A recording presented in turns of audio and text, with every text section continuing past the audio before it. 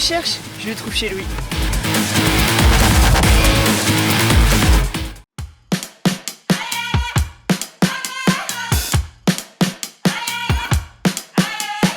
What you gonna do when the rain is coming down?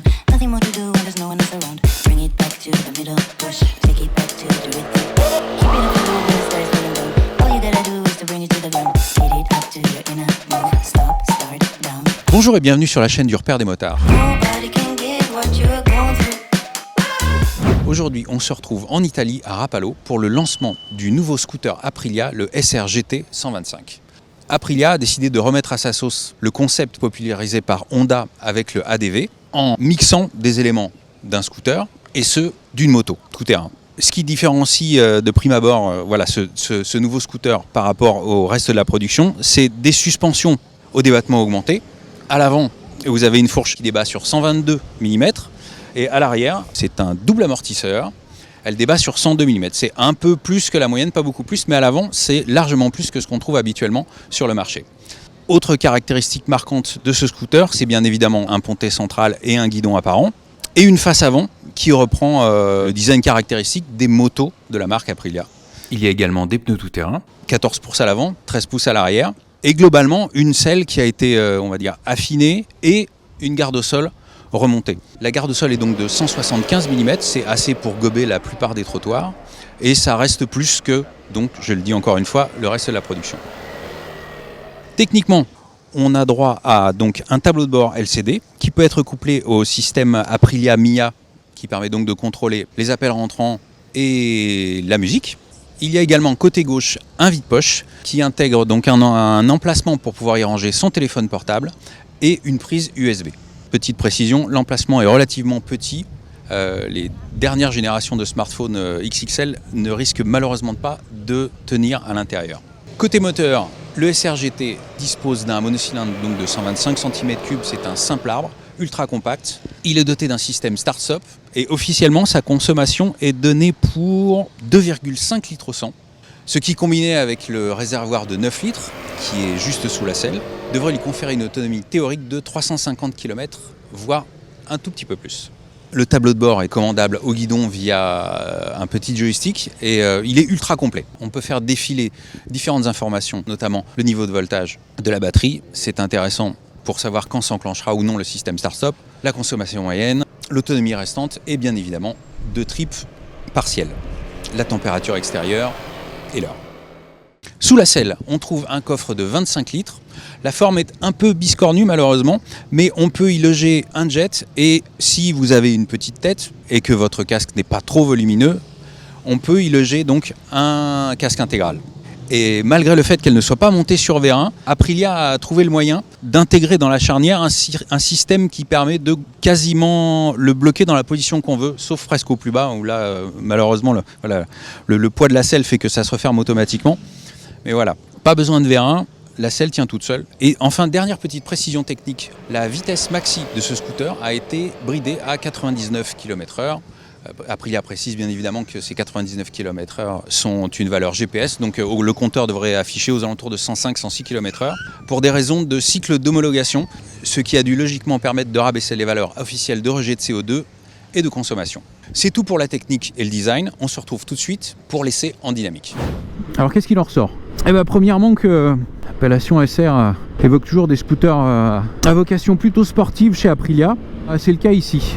Donc du coup vous attendez pas, malgré le GT qu'il y a après, vous attendez pas à un grand niveau de confort. Ça reste globalement ferme. C'est l'hydraulique qui est typée comme ça. C'est probablement une volonté d'Aprilia aussi, et surtout le fait que on va dire le cadre d'utilisation d'un scooter en Italie diffère quand même assez largement de ce qu'on trouve chez nous. Donc ça reste globalement ferme. C'est pas inconfortable, mais c'est ferme. La selle n'est pas non plus, puisque elle est comme les suspensions, elle est ferme. Pas très large, largement moins qu'un Beverly de chez Piaggio. Ça reste très acceptable, mais ça fait on peut pas ranger le confort dans la case plus. C'est pas une qualité.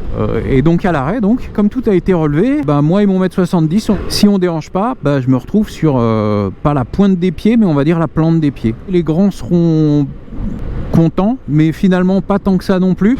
La selle a un petit bourrelet qui sert à délimiter l'emplacement passager et conducteur. Et finalement, voilà, pour moi, la position de conduite est parfaite dès que je roule. Mais pour quelqu'un qui a les jambes un peu plus grandes, du coup, il sera peut-être un peu plus à l'étroit sur ce SR GT 125. Bon, voilà pour on va dire les points pas noirs, mais les points gris que j'ai pu relever pendant cet essai. Mais finalement, c'est un peu les seuls. Le design est vraiment sympathique, c'est cohérent, c'est bien fini. Les freins, c'est du Nissin. Si on oublie donc la tonalité ferme des suspensions, l'avant et l'arrière travaillent de concert.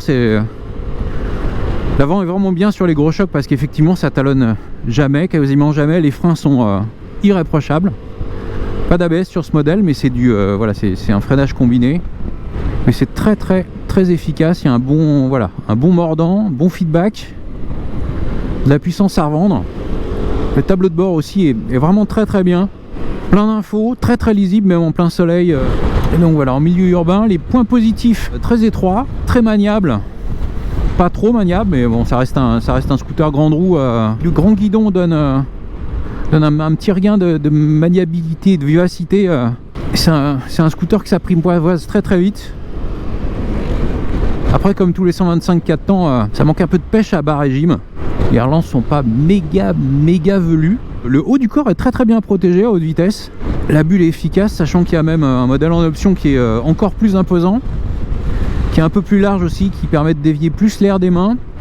Les genoux sont bien protégés, un peu moins le bas des jambes, tout simplement parce que le tablier est un peu plus étroit à mesure qu'on s'approche du plancher. Donc voilà, la protection c'est dans la bonne moyenne. Ça aurait pu être mieux, mais voilà, les vrais modèles GT font largement mieux sur ce segment.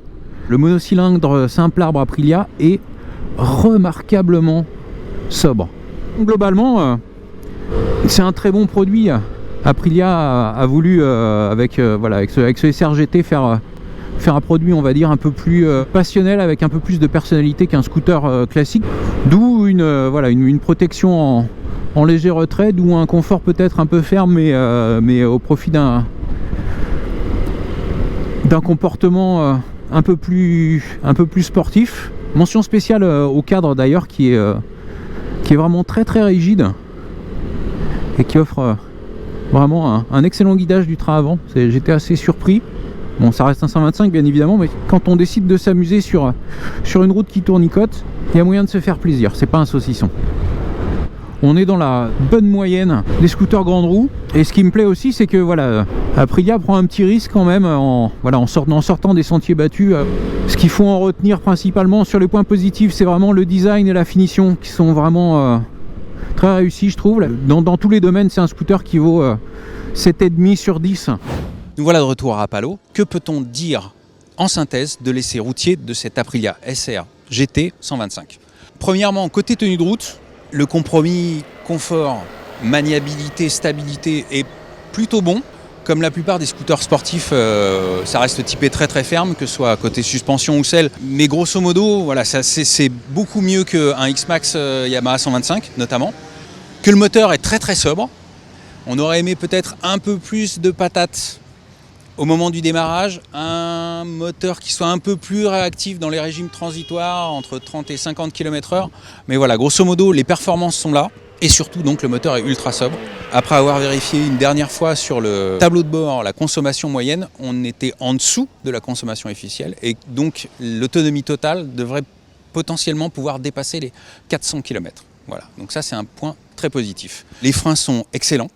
Après, petit bémol, c'est bien évidemment l'espace disponible sous la selle. On ne peut y mettre qu'un jet, voire un petit intégral. Donc voilà, ça risque peut-être d'être un petit frein pour la clientèle française, notamment sur Paris. Les gens sont quand même plus habitués à avoir des intégraux ou des jets à écran.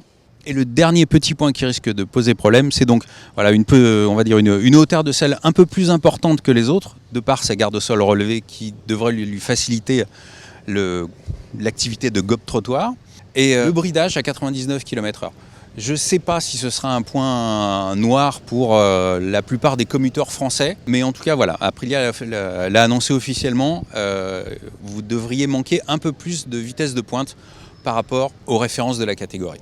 L'Aprilia SR-GT 125 est déjà disponible en concession, son tarif est de 3 999 € et il sera disponible dans 6 couleurs, ou plutôt 3 couleurs pour la version normale et 3 autres couleurs, le jaune et le rouge pour les versions sport et un noir intégral je crois. Mais voilà, grosso modo, ce scooter est dénué de gros défauts, plutôt homogène, type sport. Et il vient surtout donner une petite bouffée d'air frais sur un segment qui reste typé très utilitaire encore. C'est tout pour moi. N'hésitez pas à liker, à partager, à vous abonner à la chaîne. Et dans mon cas, je vous retrouve très bientôt pour un prochain essai. What you gonna do when the rain is coming down? Nothing more to do when there's no one else around. Bring it back to the middle, push, take it